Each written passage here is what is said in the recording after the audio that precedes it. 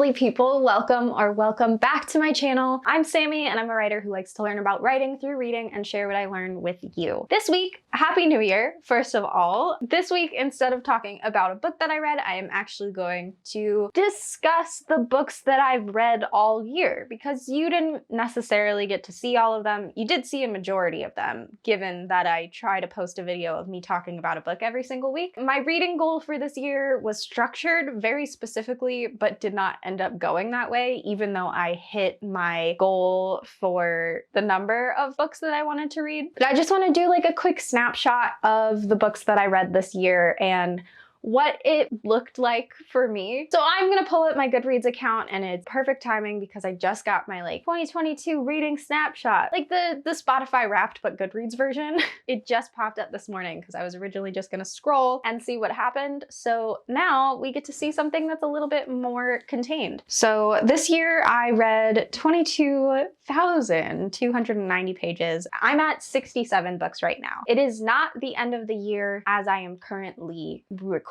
this, so I expect to finish 3 more books minimum by the end of the year because I am currently reading 3 books. So hopefully I get those completed. So I will probably read 70 books. I will pop in a new screenshot if I did at the time of editing this. My shortest book that I read was a play, shockingly enough. Plays aren't very long, so that was 96 pages. My longest book was A War of Two Queens, which I thoroughly did not like. What was my review? I gave that a 1-star review. I really did not like it. It ruined the whole series for me. If you're interested in my rant on that, you can check it out up here. I did do a video on that one, even though I don't normally address sequels when I am doing videos. I just feel like that one was so bad that I needed to draw attention to it. That was the longest book that I read this year. My average book length was 332 pages, this is all very interesting to me because I read 90% of the books that I read, probably like 95% of the books I read are on a Kindle or like on audiobooks, and sometimes they're PDFs on a computer. Like I don't always get to read physical books, so I don't really comprehend the length a book is while I'm reading it. The closest I get is that I always have the reading time estimate at the bottom of my screen that says you've got 9 hours left, and then I'm like, oh, okay, cool, this is kind of a longer book. Or you've got 4 hours left, I'm like, this is gonna be a breeze, I'm gonna have a great time with this is a fun read. And those are the kinds of stories that that's how I measure how long a book is. But I'm sure that there have been books that I read this year that I just had a really hard time reading because it wasn't fun. That might have been 200 pages, where a book that was 500 pages was more fun and took the same amount of time, even though they weren't. If I had them physically, they would feel different, which is it's a really interesting thing to think about when you are a digital reader. The most shelved book was It Ends With Us by Colleen Hoover, the first Colleen Hoover book I read, probably the last. It was fine while I read it, but it didn't really stand out in any way specifically that would make me think, oh my gosh, this is the best book ever. I have no interest in reading It Starts With Us, but it makes sense that that was the most shelved book. 3,434,291 people also shelved. That's a lot. My least shelved book doesn't have a title, but that was also a play. It's a musical, and that one I read as a PDF on a computer. So it's not something that I would expect a lot of people would read outside of the theater world, so I'm not shocked that it was at least shelved. My average rating was 3.7 stars, which I feel like is generous. I usually rate fiction books that I read on the 1 to 5 scale that most people use, and it's usually 3 to 5. It's very rare that I give a book a 2 or a 1 star. It has to be really bad for me to do that. I have to actively be angry that I read it. And for a 1-star review, I have to actively feel angry that I wasted my time reading the book, and it has to make me mad.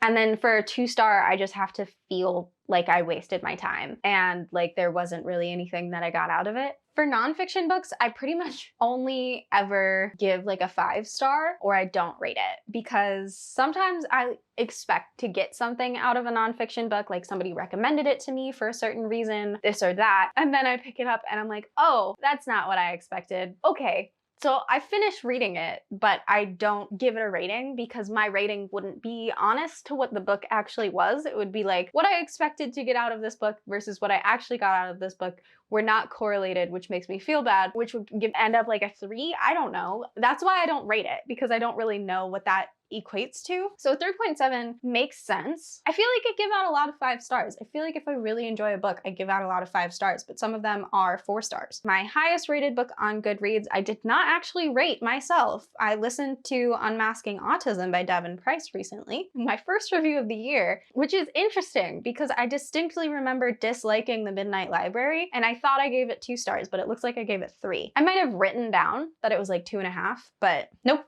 Didn't write anything down. And then we've got the little pictures of the covers and stuff. Anytime that it's like just the Goodreads logo, I assume that's probably a play that I read. So like this one's a play, that one's a play. Standout books. There's only like, I wonder if this shows all of them. It does show all of the books that I've read. That's crazy. So all 67 books are here that I have finished reading. And honestly, a lot of them I did do videos on. I did a video on The Midnight Library, did a video on Una Out of Order, did a video on It Ends With Us, on Paper Town's site. I don't think I did one on Jade City because I listened to it and I don't feel great about listening to a book and talking about the writing in it. I definitely did A Good Girl's Guide to Murder, definitely did Pomegranate. I think I did Scythe, but not any of the sequels. The School for Good Mothers, I really like that book. The Lost Apothecary, Crying in H Mart I listened to. That's a memoir, so I was like, I'm not gonna critique this, so I will listen to it. Don't know why I gave it 4 stars, but here we are. I read the Match trilogy for the first time this year because I desperately wanted to read it. My inner child was very satisfied by those books. Lots of sequels in here. There were some writing books in here, some books on writing, some like self-help things that were recommended. My last review that I actually wrote something for this year was 1 star, and you know about that. That was last week's video. You can check that one out if you haven't seen it yet. But that is 67 out of 65 books read thus far. And then right now, I'm currently reading 3 books. I'm currently reading 3 books. I don't know why this one says that I'm reading it. But right now, I've actually finished 68 out of 65 books. For some reason, my currently reading kept I'm Glad My Mom Died by Jeanette McCurdy. I finished listening to that a couple days ago, so it should be 68. So I am significantly closer. I updated that I finished reading I'm Glad My Mom Died, and now that's my highest rated book on Goodreads. So that's a change that I feel the need to note. So the books that I am currently reading are the 3rd book to the Stolen Kingdom series, The Cursed Hunter. I really want to just keep reading that book, but I have so many things to do before I leave for the holidays, and I just I have to force myself to put it down. I have been taking my Kindle everywhere with me specifically for the opportunity to get a chance to read it. And I'm like so frazzled with my desperate want to read that book. I'm also reading Really Good Actually by Monica Heisey, which I won in a giveaway, and you will see a video on when I come back from my week of break. That'll be my first story study. I am having a time with that right now. And then I am listening to The Tyrant's Tomb by Rick Riordan right now. And I am thinking I'm gonna get another audiobook from the library sometime soon because I like the choice between either listening to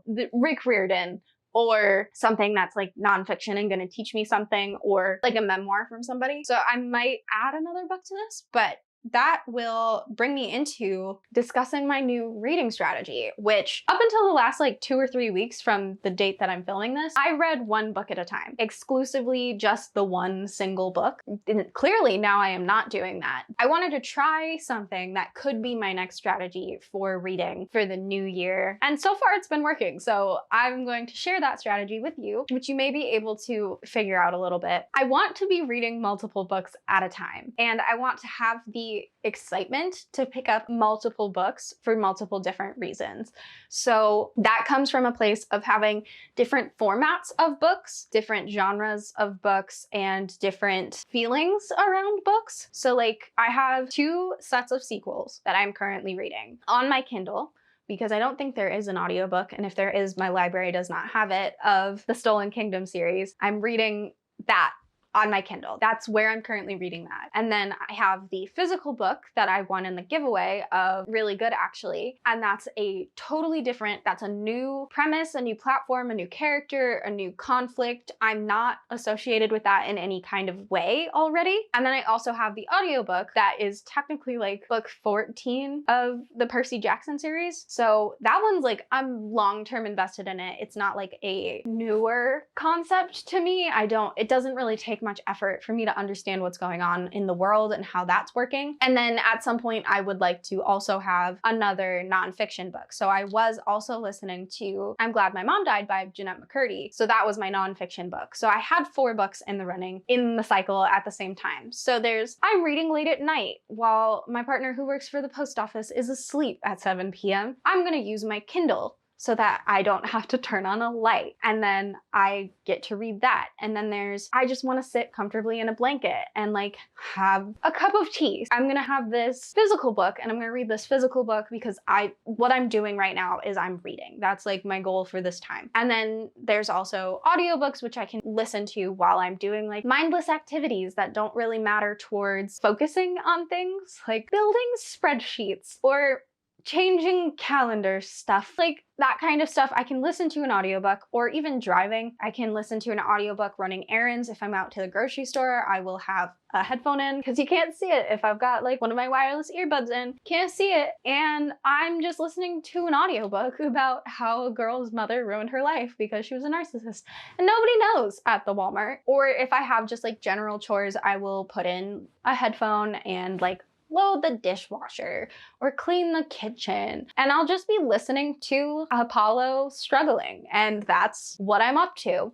So by having the opportunity to consume more books at the same time and keeping them compartmentalized into different categories of types of books, we've got like the long-term series, we've got a sequel, a new book, a nonfiction book. You've got like Kindle, audiobook, physical book, and then I also have the ability to use the Kindle app on my phone, which gives me a 4th like platform to compartmentalize these stories into. I can only read the specific book on my Kindle. I can only read the specific book as its physical copy, or I have the audiobook of this book. I'm being able to have multiple different directions for how I can consume written language, and it's honestly, I think, a lot better for me to have these different outlets of many different things that I'm consuming all at once. So if I'm bored and maybe like I don't want to get up, I don't end up going to TikTok or watching other people's YouTube videos that I don't actually care about, like circling through those endless cycles of just like wasting my time. I now have multiple different ways to consume a story that feels more productive to me than mindless scrolling on various social medias. And I honestly thrive off of stories more than I do off of the people I don't care about on the internet. In building out this new structure for reading, I will probably, I assume, get more books read, because even just like over the last couple of weeks, I've gotten more books finished than I probably would have if I were only reading one book. And this gives me the opportunity to actually get into sequels of stories that I do want to continue. I haven't really been allowing myself to read sequels because I feel like I don't want to make a YouTube video on a sequel. I don't want to waste anybody's time if they aren't interested in the series by taking more than 1 week of my content and attributing it to a story that they might not have been interested in the first place. If I'm only reading one book, I have to prioritize the books that are like standalones or the first book in a series, and that hinders me from continuing with other stories. I think there is a world where I start using my library physically more and getting physical books from the library instead of just audiobooks like I'm doing right now, and having that resource for having more books when I don't have space for more books or really the money to spend on physical books. It's just not worth it at this point, knowing like I'm not somewhere that I'm gonna stay forever and I am gonna have to move all of these books someday, and books are heavy and that's not fun. So I'm definitely going to try and use the resources that I have available to myself to keep this up. But overall, the game plan is to give myself multiple ways to consume story and not force myself into going through with a story because I feel like I have to, because I have to finish this book before I can read another book. I want to enjoy reading.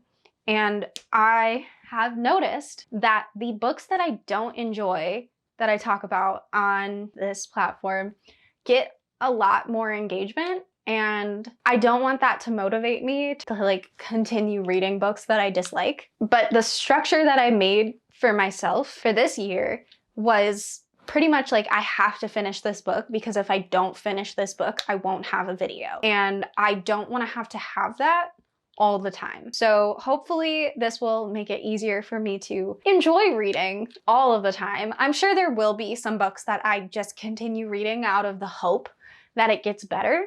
Like Lying to Children was definitely a book that I just really hoped that it would get better and it didn't. And sometimes there will be books that I just dislike out of the sheer hope that it'll get better, and then those will be the videos that other people get. Overall, the reading goal for next year is to read more books, yes, but have fun reading those books and enjoying the books that I'm reading and not putting so much pressure on myself to finish books that I dislike. I am cool to DNF some books and look into maybe like at the end of next year, I'm sure I'll take notes on the books that I don't finish and the reasons that I didn't finish them. And I can maybe do like a wrap up of the books that I didn't finish this year and that kind of stuff. I don't know if that's something that anybody would be interested in, but it would save me a lot of torment. So I might look to do something like that. But that is all that I've got for you today. This is definitely a longer video than I normally would have put out. So thank you so much for making it this far in the video. I really do appreciate it. It means a lot to me. Let me know in the comments what your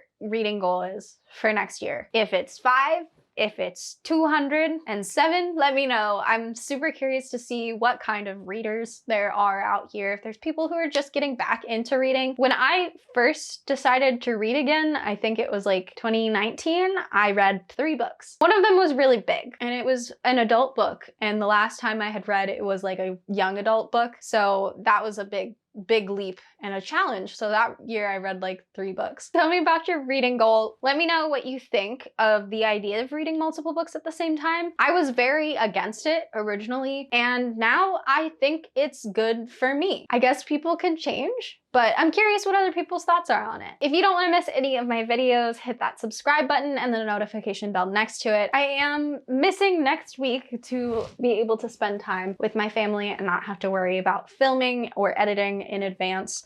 So I will see you guys a week into next year with a Writing Tip Tuesday video and a story study on Really Good, actually. So you get a little spoiler there, you know what's coming. If you don't want to miss the video that's coming on Really Good, actually, be sure to hit that subscribe button. But I will see you guys in a week on Tuesday.